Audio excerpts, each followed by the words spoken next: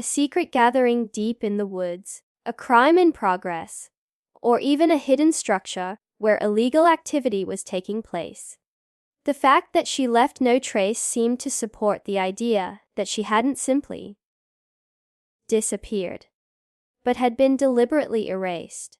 Campers came forward with unsettling stories of hearing strange chants in the forest at night, or spotting lights where no cabins existed. Whether coincidence or connection, these accounts only deepened the unease. Yet, the most unsettling theory of all didn't come from investigators or the media. It came from those who had searched the woods themselves. Some volunteers admitted that certain sections of the trail felt wrong, as if time slowed down, or the air grew heavier the deeper they went. A few whispered that Emily had not been taken by man or beast, but by something older, something the forest itself concealed.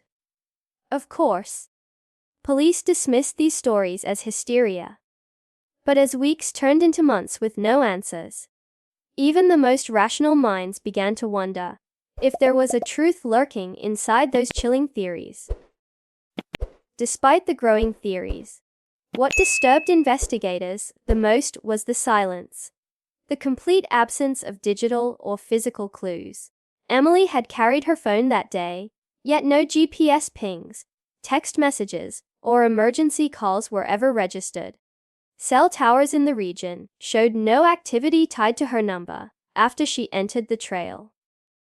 For a generation glued to technology, the void was staggering. Friends and coworkers insisted Emily was the type to update her sister or post photos during a hike. But this time, nothing. It was as if her digital footprint had been wiped clean the moment she stepped into the woods. The Apple Watch she always wore was also missing. Investigators had initially hoped the device would provide answers. It tracked heart rate, steps, and even location data. But without it in their possession, there was no way to see what had happened in her final hours. For her family, the absence of that watch felt personal, almost mocking, like a final clue deliberately kept just out of reach. Why would someone take it? Or worse, why had it not been found if she had simply collapsed or wandered off? Bank records added another layer of strangeness. Not a single withdrawal, purchase, or attempted login was made after the day she vanished. Her credit cards and ID were still